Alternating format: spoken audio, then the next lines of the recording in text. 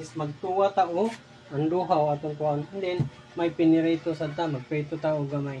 And then ang atong tinuwa guys, butangan nato og guys sa kamuti ug kamunggay. So naka-ready na nga mas, ang luya, misdahonan, sili espada ug ang tamatis ug ang tanglad. Dira. So ready na guys, so mag-slice ta.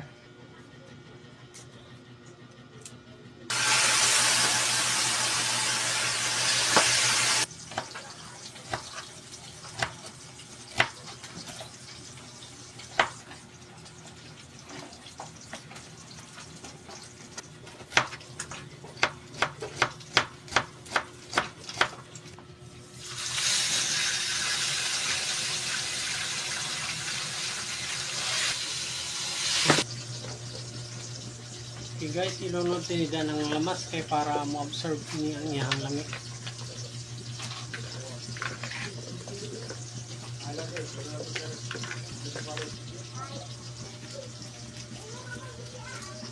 Ilunod na tani ang isda kay mubukal na.